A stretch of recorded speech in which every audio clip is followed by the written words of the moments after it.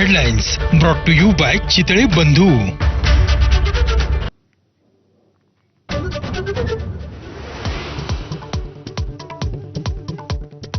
Cabinet मंत्र्यांकडून राज्यमंत्र्यांना अद्यापही अधिकारांचं वाटप नाही. 2 वेळा मुख्यमंत्र्यांकडे राज्यमंत्र्यांची लेखी तक्रार. सेनेच्या कोट्यातील मंत्र्यांकडून अधिकार मिळत नसल्याचा दावा. सूत्रांची माहिती.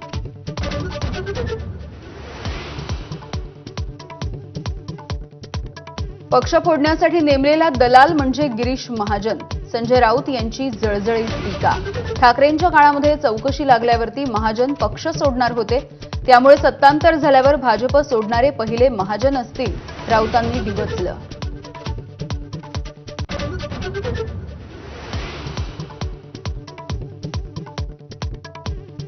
दिवंगत नेते गोपीनाथ मुंडेंची आज पुण्यतिथी. गोपीनाथ गडावरती धनंजय मुंडे सुद्धा उपस्थित राहणार. अनेक दिवसांच्या नंतर सार्वजनिक कार्यक्रमाला उपस्थिती लावणार.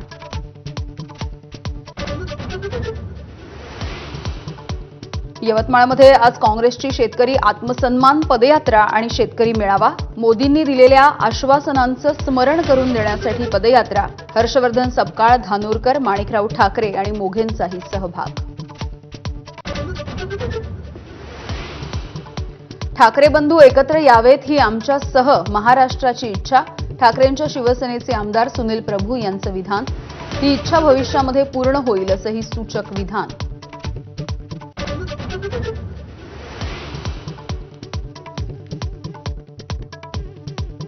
जेसीबी विक्री व्यवहारामधील फसवणुकीच्या संदर्भात शशांक आणि लता हगवणेला आज खेड कोर्टामध्ये हजर करणार.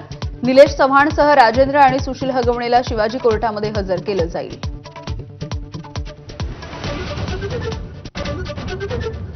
महाविकास आघाडीच्या महिला नेत्यांचं शिष्टमंडळ आज राज्यपालांना भेटणार.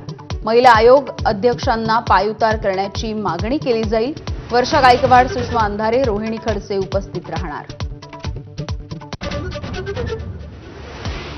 विधान परिषदेच्या उपसभापती नीलम गोरे यांच्या अध्यक्षतेखाली महिला आयोगाच्या कार्यपद्धतीबाबत बैठक. गेल्या अनेक दिवसांपासून महिला आयोगाच्या कार्यपद्धतीवर सवाल.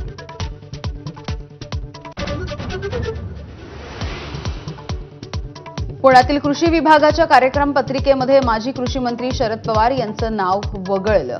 कृषी मंत्री शिवराज सिंग चौहान उपस्थित राहणार. पवार पुण्यामध्ये उपस्थित नसल्याचं कार्यालयाचं स्पष्टीकरण.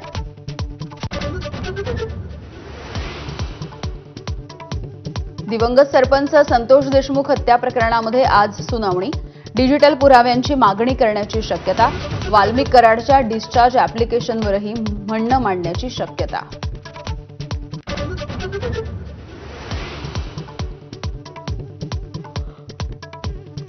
नागपूरमध्ये एबीपी माझाच्या बातमीचा मोठा इम्पॅक्ट. शिक्षण सोडण्याच्या तयारीमध्ये असलेल्या तिन्ही राजपूत बहिणींना जात प्रमाणपत्रासह जात वैधता प्रमाणपत्र.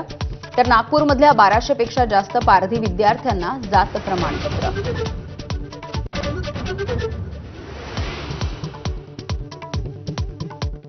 पंतप्रधान मोदींच्या धोरणांमुळे ऑपरेशन सिंदूरच्या नंतर जगामध्ये भारत एकटा पडला. खासदार राऊतांची टीका. शिष्टमंडळातील खासदारांनी परदेशामध्ये जाऊन गाणी गाऊन दाखवल्याचा टोला.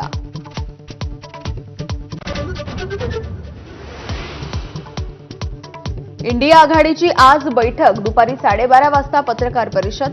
ऑपरेशन सिंदूरच्या संदर्भात विशेष अधिवेशनाची मागणी. 200 खासदारांच्या सहीचं पत्र पंतप्रधान मोदींना केलं सादर.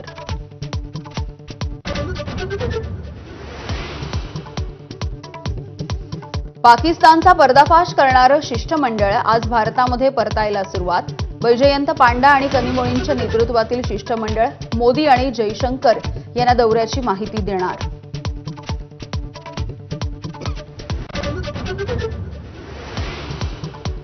युक्रेनच्या ड्रोन हल्ल्यामध्ये रशियाची 41 विमानं उद्ध्वस्त.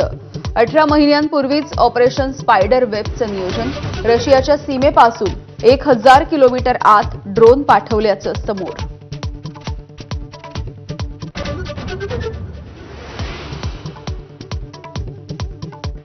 आज आयपीएल 2025चा अंतिम सामना. विजेतेपदासाठी पंजाब आणि बंगळुरूमध्ये रंगणार झुंज. अहमदाबादच्या नरेंद्र मोदी स्टेडियमवरती फायनलचा थरार.